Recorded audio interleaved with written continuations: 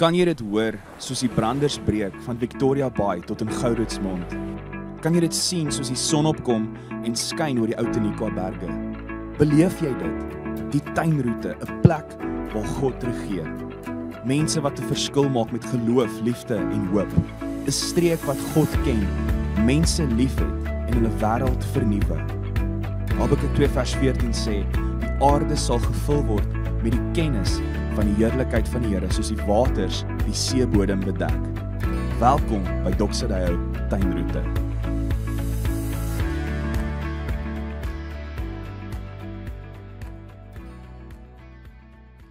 Goeiedag vriende, ek is Gerard en dis my voorreg om vir jou baie welkom te sê by Doxadeo Tuinroete se aanlyn boodskap.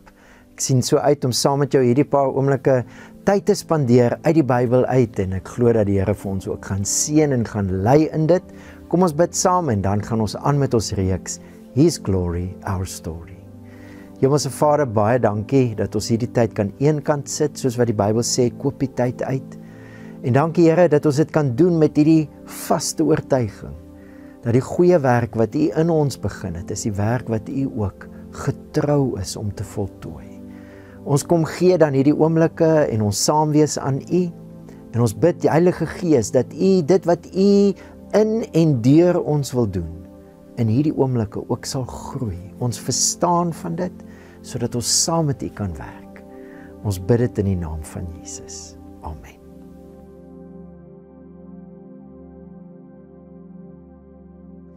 So dis week 4 van ons reeks His Glory, Our Story, wat natuurlik ook ons jaartema is. So ons gaan nie ophou gesels oor His Glory, Our Story nie. En natuurlik, die tema van Jesus, sy heerlikheid, wat ons insluit, is iets waaroor ons nooit gaan ophou gesels nie, want dis die tema van ons geloof. Ons het die reeks begin uit Hebreërs uit. Hebreërs stel ons aan Jesus voor, as die kern, die middelpunt, die vertrekpunt van alles. Alles. Vertrekpunt in die middelpunt van die skrif. In die ou tyd het God deur die profete gepraat. Nou praat hy met ons in die Seun. Die middelpunt van God se hele skepping, hemel en aarde, is baie ter sprake in Hebreërs. Maar alles gaan rondom Jesus. Ook die middelpunt van God se plan met die mens in sy skepping. Jesus, wanneer ons na hom kyk, sien ons onsself. Jesus die middelpunt van alles, ook van God self. Hy is die uitstraling van God se heerlikheid, die afdruksel van sy wese. Jesus, die middelpunt, hoogtepunt, vertrekpunt van wêreldgeskiedenis. In die ou tyd het God deur die profete gepraat. Nou in die laaste dae. Hoekom is dit nou die laaste dae? Want die Seun, die laaste koning, is hier. Hy, wie se koninkryk geen einde gaan hê nie. Die laaste dae is hier, want Jesus is hier en hy is koning. Dis die tema van ons geloof, dis waaroor ons vir altyd gaan gesels, en omdat dit sy heerlikheid is, His Glory, Our Story, is dit die belangrikste vraag wat ek en jy in ons lewens kan vra. Wie is Jesus? Dis die vraag wat Jesus, onthou jy laasweek se boodskap, vir sy eie disippels gevra het. Ons het uit Matteus 16 uitgekyer, waar Jesus vir hulle vra, wie sê julle is ek? En Petrus, die spokesperson, antwoord, U is die Christus, die Seun van die lewende God. Vriende, dit is hoe die Nuwe Testament Jesus aan ons voorstel. 27 boeke in die Nuwe Testament. Wel, party van dit is nou nie 'n boek nie, want dit is net 2 blaadjies, maar kom ons sê 27 dokumente. En amper 500 keer in daai 27 dokumente word Jesus aan ons bekend gestel as die Christus.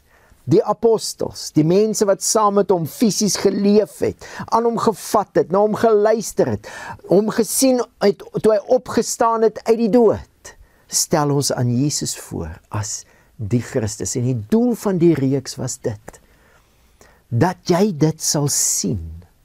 En hoe sê ons in Engels? If you see it, you can never unsee it. Dat jy dit sal sien en nooit weer sal ontsien nie. Jesus is die Christus, die gesalfde koning, die laaste koning. Elke keer as jy Christus in die Bybel lees, in 'n liedjie sing, as ons aanbid, na musiek luister en jy hoor dit, Christus. Elke keer as jy dit hoor in gesprekke, Christus, jy het nou gesien. Dit beteken Jesus is die gesalfde koning. En om vandag die reeks af te sluit, wil ek saam met jou 'n bietjie kuier rondom die woord en die begrip evangelie. Goeie nuus, evangelie. Ek wonder wat kom by jou op as jy daai woordjie sien of hoor. Evangelie. Ek hoor in die week hoe twee mense met mekaar gesels en die ouens leer nou mekaar ken, jy weet, dit is so half 'n nuwe vriendskap. En die een persoon vertel vir die ander een nou van homself. Onder andere vertel hy van sy atletiek loopbaan, want hy was nogal 'n baie bekende en prominente atleet.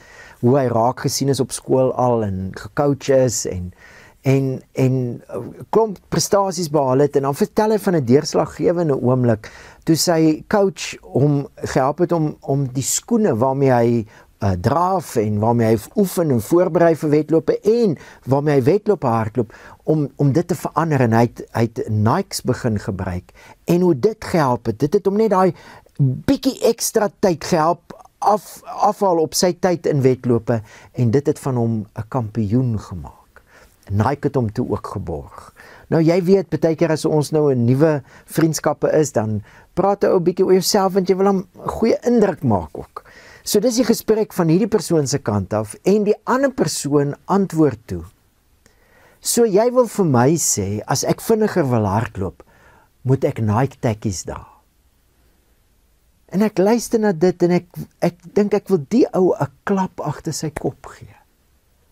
Hierdie persoon stel homself nou voor en vertel iets van sy eie lewe en wie hy is, sodat die persoon hom kan ken, en dan laat die persoon dit gaan oor hom. O, jy wil vir my sê, ek moet Nike tekkies dra. Mis die plot heeltemal, mis die storie, mis die gesprek heeltemal. Nou vriende, dis amper so iets wat dit vir my voel. As ek luister na wat ons in die kerk oor die evangelie en Jesus sê, en dan praat ek nou baie breed, voel dit vir my partykeer, ons mis hoe die Bybel oor Jesus en die evangelie praat. So ek wil vandag saam met jou kuier oor evangelie in die evangelies. Die eerste 4 boeke van die Nuwe Testament word dit genoem, evangelies. Die evangelie volgens Matteus, die evangelie volgens Markus, die evangelie volgens Lukas, die evangelie volgens Johannes. En as ek en jy niks van die Bybel afgeweet het, sou ons die Bybel gelees het as 'n storie. Ons sou gesukkel het deur die eerste deel miskien, maar ons sou die hele tyd gedink het dis 'n storie wat ergens heen op pad is. En dan as ons gekom het by wat ons nou die Nuwe Testament noem, by die 4 evangelies oor Jesus, sou ons besef het, hier's waartoe die hele storie al die tyd op pad is. Hier bereik ons nou die hoogtepunt van die storie. Dis goeie nuus, evangelie, dit gaan oor Jesus. Natuurlik is dit goeie nuus vir ons, natuurlik, maar dis goeie nuus oor Jesus. Dis waaroor die 4 evangelies gaan.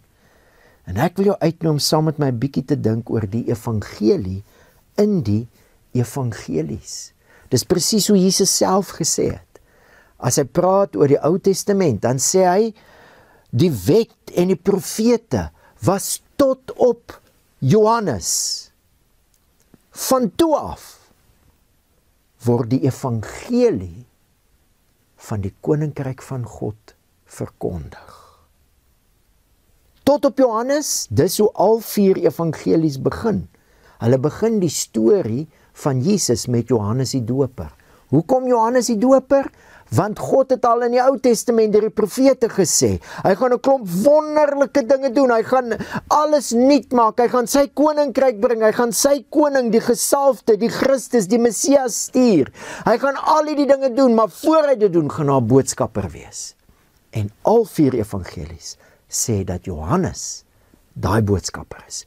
Tot op Johannes was die wet en die profete. Van toe af is daar 'n ander evangelie. Kom ons kyk. Ek wil begin by Johannes, ek gaan nou sê hoekom. Johannes het 'n majestueuse inleiding as hy praat oor Jesus. En dan vertel hy van Johannes die Doper, soos al die ander evangelies. En Johannes die Doper het op 'n stadium met 2 van sy disippels gestaan en Jesus het verbygestap, dis nou nadat Jesus gedoop is, en hy sê, daar is die lam van God wat die sonde van die wêreld wegneem. Met ander woorde, Jesus is ook die een wat die hele Ou Testament vervul. Toe hierdie 2 dit hoor, hierdie 2 disippels van Johannes die Doper, toe stap hulle agter Jesus aan. En nou in Johannes 1 van hier af is daar 'n klomp gesprekke. En dis hoekom ek wil begin by Johannes, want hier is wat ek wil hê jy moet in gedagte hou. Wat is die gesprek wat jy hoor in die kerk? En wat is die gesprekke wat jy hier hoor in die evangelies? In die evangelies. So die 2 stap agter Jesus aan en dan vra Jesus vir hulle, wat wil julle hê? En dan sê hulle vir hom, Rabbi, ons wil sien waar jy tuis gaan, want ons wil jou volg. Nou, hier doen Johannes iets baie interessant, en hy doen dit 3 keer. Dit is 'n nou-breiner, met ander woorde, dit is belangrik. 3 keer vat hy die woord wat hierdie mense gebruik het, want hulle praat Aramees. Jesus en al daai mense, Johannes die Doper, al daai mense Aramees gepraat. Hy vat die Arameese woordjie en dan sit hy dit om in Griekse letters, want Johannes skryf hierdie evangelie in Grieks. Want dit is soos Engels vandag, is die taal wat almal ken en hierdie evangelie is vir almal. So hy moet dit in Grieks skryf. Hy kan dit in Aramees skryf en dan gaan meeste mense nie verstaan nie. So hy skryf dit in Grieks, maar dan vat hy die woordjie, die Arameese woordjie, Rabbi, R-A-B-B-I, skryf daai letters in Grieks en dan vertaal hy dit. Dan sê hy, hier's wat dit beteken, leermeester. Hy doen dit 3 keer. Hy doen dit met Petrus se naam, Cephas of Caiphas, wat die Arameese woordjie is vir rots. Petrus, dis die Griekse woordjie wat rots beteken. En dan doen hy dit baie spesifiek ook met die woordjie Messias. Nou hierdie 2 wat nou agter Jesus aangeloop het, een van hulle was Andreas, dis Simon Petrus se broer. Hy gaan haal toe sy broer, daar's 'n gesprek oor Jesus en hy sê vir Petrus, ons het die Messias gevind. En dan doen Johannes dit weer. Sit Messias, die Arameese woordjie in Griekse letters en dan vertaal hy dit. Christus. Ons het hieroor gesels in ons Hebreërsreis. Ongelukkig het die Bybelvertalers nie aangegaan met wat Johannes gedoen het nie. Hulle het daai Griekse woordjie Christus gevat en dit nie vertaal nie. Hulle het die lettertjies gaan skryf in ons tale. Christus, Christos, Christos het in Latyns oorgeskryf geword, Christ in Engels, Christus in Afrikaans, maar die betekenis was nie Christus nie. Dis nie wat Messias beteken gesalfde. Dis wat die Griekse woordjie Christus beteken. As jy Grieks gelees het en jy lees Christus, het jy gelees gesalfde.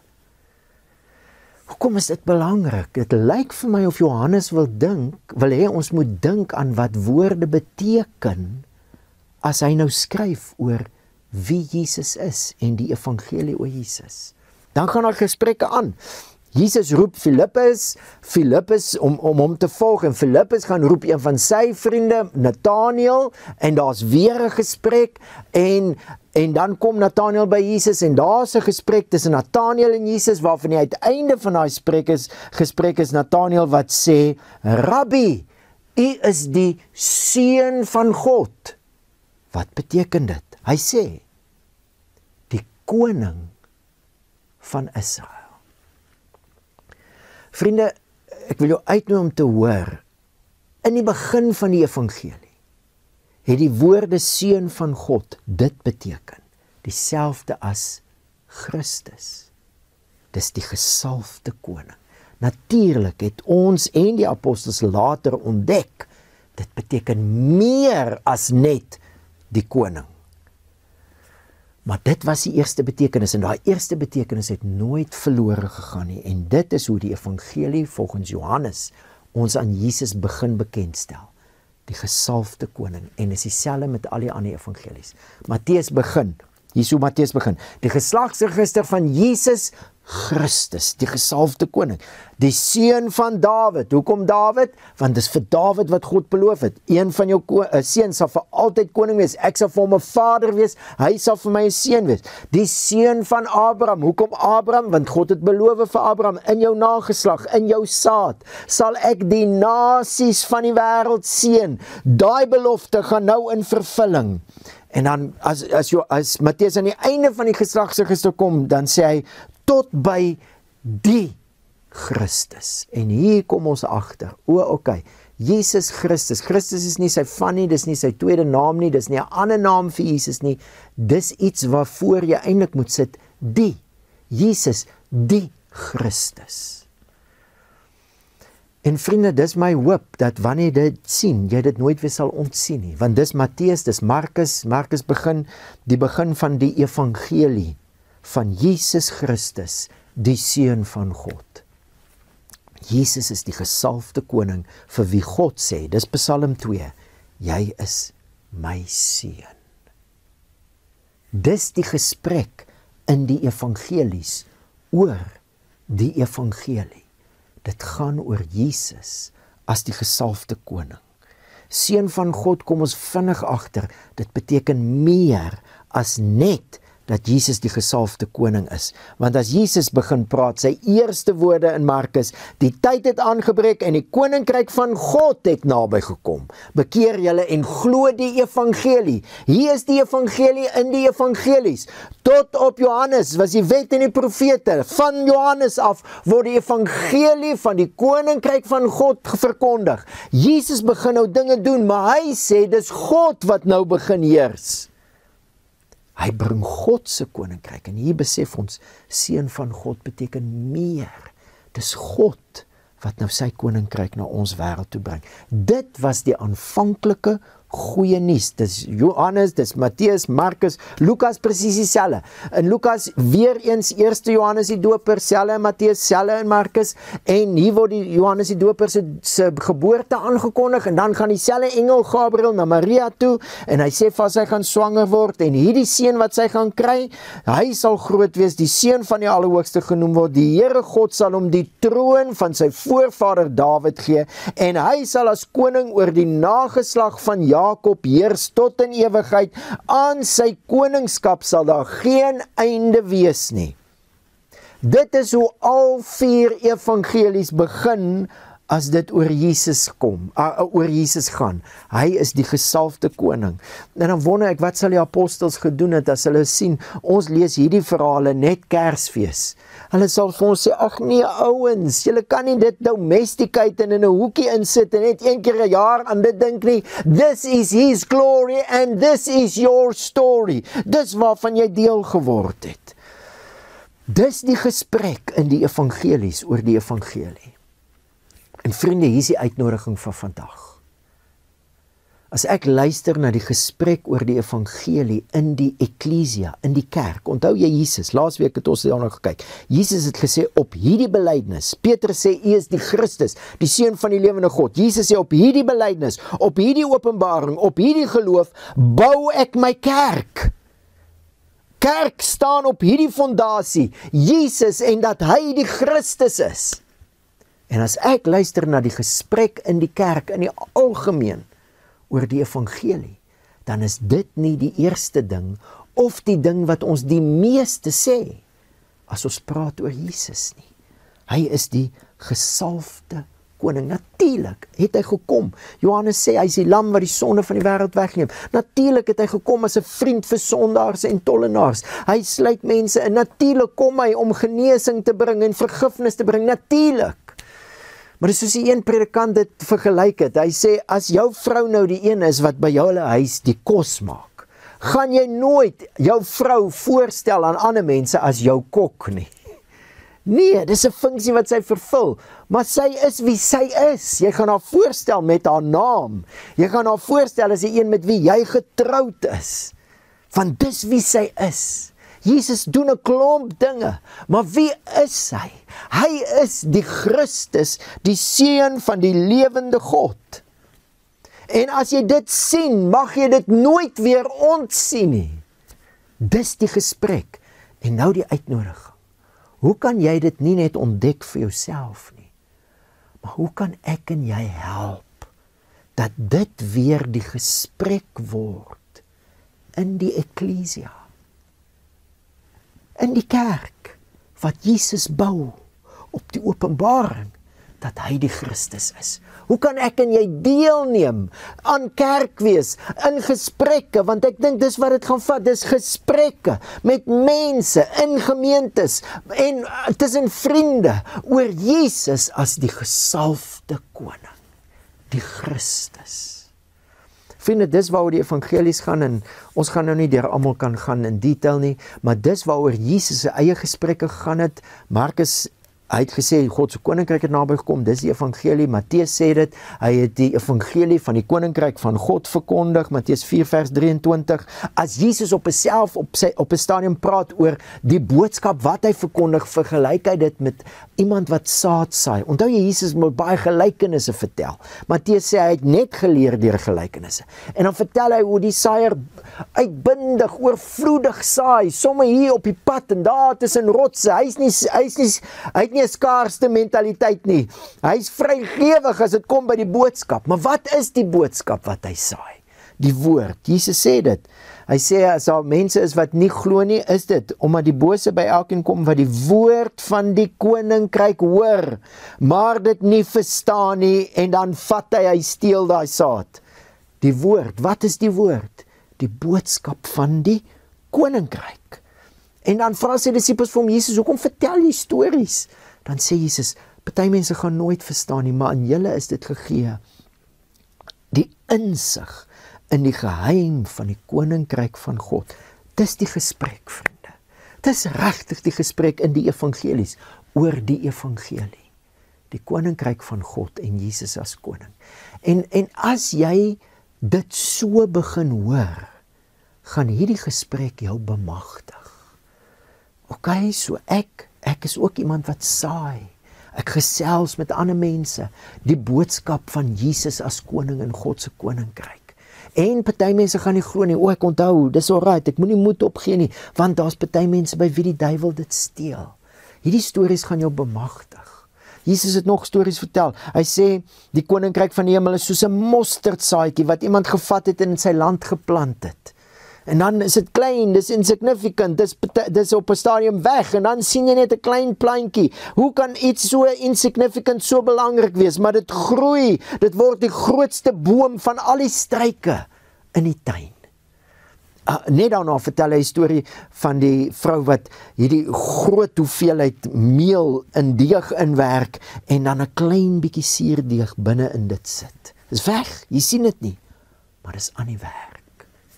Dis hoe die koninkryk van die hemel is. Kom ons sê net gou dit vir mekaar. Vriende, as die evangelie nie gegaan het oor die koninkryk van God en Jesus se koningskap nie, dan het hierdie stories geen sin gemaak.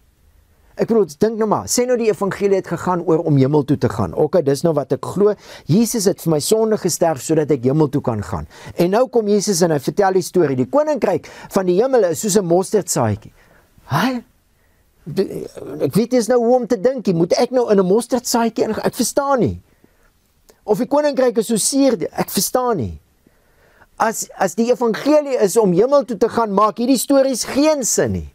Maar as die evangelie is, Jesus het gekom, nie om te sterf nie, hy het gekom om God se koninkryk hiernatoe te bring, en dis hoekom hy gesterf het, vir daai rede. He came to rule and reign, dis hoekom hy gekom het, maar sy heerskappy, God se koninkryk is anders, dit begin klein, dis wonderbaar. Nou bemagtig die storie my, hoekom lyk dit nie asof Jesus koning is, as hy koning is, hoekom lyk dit die wêreld nog soos dit lyk? O, ek onthou nou, dit begin klein, dis 'n proses, maar dit groei. O, ek onthou nou, dis weggesteek, ek sien dit nie, maar dis aan die werk. As jy die storie oor die evangelie reg kry, gaan die storie van Jesus jou bemagtig. His glory, our story, om jou storie te lewe. En ek wens ons 'n tyd gehad om daai storie dwars deur al 4 evangelies te volg tot by die kruis. Ons het laasweek hier gesels dat die kruisiging van die koning was die koning, die laaste koning, se groot oorwinning. Jesus het deur sy kruis sonde, die bose, die dood oorwin en nou heers hy. Maar dis treffend, vriende. Die storie het nie verander as jy die storie volg tot by die kruis nie. Dit bly die storie van die gesalfde koning en die koninkryk van God. Hier's wat gebeur, net Johannes, ek lees vinnig. Hulle bring ons nou vir Jesus na Pilatus toe. Pilatus gaan na Jesus toe, hy vra vir hom, is jy die koning van die Jode? Obviously het hulle dit vir hom gesê, die Jode. Jesus vra hom toe, vra jy dit uit die eie, of het ander dit vir u van my gesê? Pilatus antwoord, ek is mos nie 'n Jood nie, dit is jou volk en jou priesterhoofde wat jou aan my oorgelewer het, wat het jy gedoen? En Jesus sê, my koninkryk is nie van hierdie wêreld nie, en daar het baie mense die storie gemis. Dis nie van die wêreld nie, dit kom nie uit die wêreld uit nie, dit groei nie uit die grond uit nie, dit word geplant. Dit kom van ergens anders af, dit kom van die hemel, die koninkryk van die hemele, maar dit word hier geplant, dis nie van die wêreld nie, maar dit is vir die wêreld. As my koninkryk van die wêreld was, sê Jesus, sou my onderdane geveg het, sodat ek nie aan die Jode uitgelewer word nie, want dis hoe die koninkryke van hierdie wêreld veg. Hulle veg met die swaard, maar hierdie koning veg anders en hy oorwin. Hy sal altyd oorwin. Nou is my koninkryk nie van hier nie. Dan is jy tog wel 'n koning, vra Pilatus. Dit is soos u sê. Ek is 'n koning, antwoord Jesus. Ek moet oor die waarheid getuienis aflê. Hiervoor is ek gebore en hiervoor het ek na die wêreld toe gekom. En daai antwoord van Jesus kos hom sy lewe. Want in die Romeinse ryk, waar Caesar die Here is, kan daar nie 'n ander koning wees nie. Hulle maak hom dood. En al 4 evangelies eindig met Jesus wat uit die dood uit opstaan. Dis hoe ons weet. Hy is die laaste koning. En vriende, net voor jy dink, dit is iets wat party mense moet preek, en die res van ons luister maar net. Net voor jy dit dink, dis treffend, hoe al 4 evangelies, met die opstandingverhale, mense insluit in die sending van die koning. Onthou jy, Jesus in Matteus 28, aan my skelle hulle gesag, gaan, maak disippels van die nasies. Kyk, ek is met julle.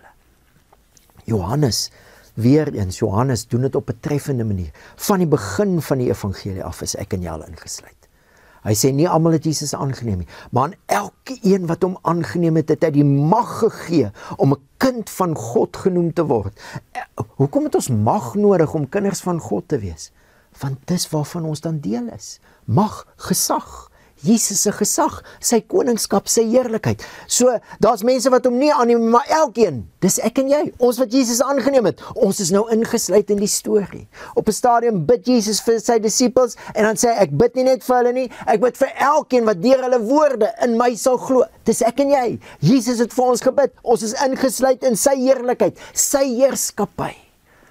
En dan, in Johannes 20 en 21, as Jesus uit die dood uit opstaan, dan sê hy, soos die Vader my gestuur het, stuur ek julle. Die oomblik as Jesus uit die dood uit opstaan, is ons ingesluit in sy mission, die mission van God se koninkryk. Maar die manier wat Johannes dit vertel is so treffend. Treffend as Johannes vertel hoe hy met mense in gesprek gaan in die opstanding. Eerste ene is die vrou. Vrouens in daai tyd was uitgeskuif, randfigure. Niks waarde gehad in die samelewing, behalwe die huistake nie en om kinders te baar, kon nie eers getuig in die hof nie. Die vrou, deur die gesprek met Jesus, word die eerste apostel. Gaan sê jy. Tweede een is Thomas. Thomas het genoeg gehad van fake nuus. Hy was nie daar toe Jesus die eerste keer verskyn in die disippels. Hy sê, as ek nie my hand in sy wonde druk nie. Party mense sê hy is skepties. Ek dink hy het net al genoeg gesien in die wêreld van fake nuus. Jesus verskyn en hy sê, Thomas, kom, druk in, glo. Dan sê hy nogal, jy glo omdat jy gesien het, salig is hulle wat nie sien nie, dis ek en jy, en glo. En dan seker die treffendste van almal, Petrus, die gesprek met hierdie man wat die grootste mislukking in sy lewe gehad het, die grootste fout begaan het. Hy het gesê, ek sal saam met u sterf, Jesus. 3 keer by 'n koolvuur sê hy, ek ken hom nie. En dan kom Jesus en hy maak vir hulle ontbyt by 'n koolvuur. Daai reuk en hulle eet saam. En 3 keer vra Jesus vir Petrus, het jy my lief? En hy herstel Petrus. Grootste mislukking, grootste skaamte, maar hy herstel hom. Dit is verseker deel van die uitnodiging van die evangelie. Maar dit is 'n ander definisie. Ja, is jy 'n randfiguur? Ja, voel jy jou lewe is nutteloos? Ja, is jy moeg vir die wêreld se fake nuus? Ja, het jy mislukkings en 'n verlede waaroor jy skaam is? Ja, Jesus sit al daai dinge agter jou. Dis hoekom hy gesterf het. Maar hoekom het hy gesterf? Sodat jy kan deel wees van sy koningskap, sy koninkryk. Dis deel van die uitnodiging van die evangelie. En miskien as ek en jy die evangelie so gaan begin hoor, gaan ons ook so oor dit gesels. God wat alles geskep het beloof hy gaan alles nuut maak. En in Jesus het hy daai projek begin. En Jesus het aan die kruis afgereken met alles in jou en in my lewe wat verkeerd is. En nou roep hy ons om deel te neem aan sy nuutmaak en regmaak projek, die koninkryk van God. Dis die evangelie. En jy sien nou, en jy weet, jy's geroep, jy's genooi. Maar ek wil die uitnodiging 'n stappie verder vat. Ons is oortuig as 'n Doxodeo familie. Ons het 'n roeping om in hierdie wêreld die gesprek in die kerk, die eklesia wat eintlik gebou is op hierdie evangelie. Jesus is die Christus, om die gesprek in die kerk weer te help terugstuur na wat dit was in die begin. Die evangelie gaan oor 'n goeie koning wat God se koninkryk na ons wêreld toe bring, om alles nuut te maak. En jy en ek word nou genooi. En aan die kruis het hy met ons verledes en ons skaamte en ons uitgeslotenheid en ons skeptiesheid het hy afgereken. En hy roep ons nou. So vriend, wat kan jy doen? Wat kan jy doen om deel te neem, sodat ons die gesprek kan verander in die kerk? Ek dink dit begin by die gemeente. Ek dink ek en jy gaan dit nou moet leer oefen, om so te praat, as ons praat oor Jesus, as die gesalfde koning, die Christus, die goeie nuus van God se koninkryk wat nou in ons wêreld geplant is. En dis besig om te werk, al lyk dit nie so nie. Ons gaan daai taal moet oefen. Ons moet deelneem aan ons feesdienste verseker, want dis waar geloof versterk word, maar ons gaan ook in groepe moet wees, waar ons die taal vir onsself kan oefen in ons gemeente, sodat ons met ander Christene kan begin praat oor die evangelie. Ons gaan kom by die wêreld, maar kom ons kry die gesprek in die Christendom reg ook. Kom ons kry dit reg, dat die eklesia weer besef, wat is ons fondasie? Dis een evangelie, die evangelie van Jesus as gesalfde koning en God se koninkryk wat gekom het om dinge reg te maak. Wat kan jy doen om deel te neem? En kan jy dink? Kan jy dink? In 'n wêreld waar die boodskap oor Jesus al reg oor die aarde versprei het, daar van Jerusalem af, kan jy dink wat kan gebeur as dit weer die gesprek word in die hele kerk? Jesus is koning en ons staan in sy diens vir sy koninkryk in ons wêreld. Kan jy dink wat kan gebeur? In hierdie wêreld was evangelie, die woordjie evangelie baie bekend. Niks te doen gehad met godsdiensie. Caesar is Lord was evangelie. As die keiser gebore is, sy geboortedag, obviously is hy gebore, sy geboortedag, die dag wat hy die troon bestyg, dis aangekondig as evangelie. In daai wêreld, waar evangelie dit beteken het daar 'n groep mense met 'n ander evangelie gelewe. Jesus is Here. Jesus is hier. Hy bou sy kerk en niks kan dit stop nie. nie eers die mag van die dood nie. His glory, our story. Kom ons kry die storie reg. Dis waaroor die evangelie gaan, soos die 4 evangelies ons vertel. En kom ons vat hierdie gesprek verder in sy kerk. Kom ons bid saam. Hemelse Vader, baie dankie vir hierdie 4 weke wat ons kon saam kuier en net kon hoor wie Jesus is. Dankie dat ons iets kan sien wat ons nooit weer gaan ontsien nie. Here Jesus, U is die Christus, die gesalfde koning, die Seun van God, die een wat God se koninkryk na ons wêreld toe bring en wat ons deel maak aan elke een wat U aanneem.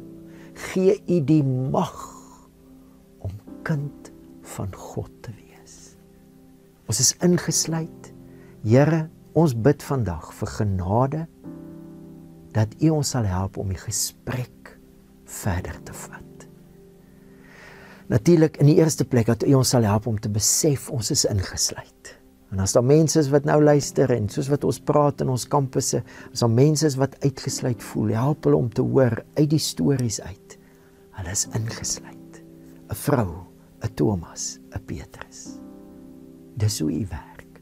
Maar Here, gee ons ook die genade en die wysheid om hierdie gesprek verder te vat, in gesinne, in vriendekringe, dat dit weer die gesprek van ons geloof sal word. In U kerk, Here Jesus. U is koning. Goeie nuus. God se koninkryk het begin. En ons word genooi om deel te neem. Your glory, our story. Ons bid dit in U naam. Amen. Vriende, wat 'n voorreg om so saam met jou te kon kuier. Onthou al die reekse wat ons hierdie jaar gaan aanbied, gaan prakties vir jou handvatsels gee oor die hoe. Maar dit is die hoekom. Jesus is koning en ek en jy is deel van sy heerlikheid, sy heerskappy. Die Here seën jou.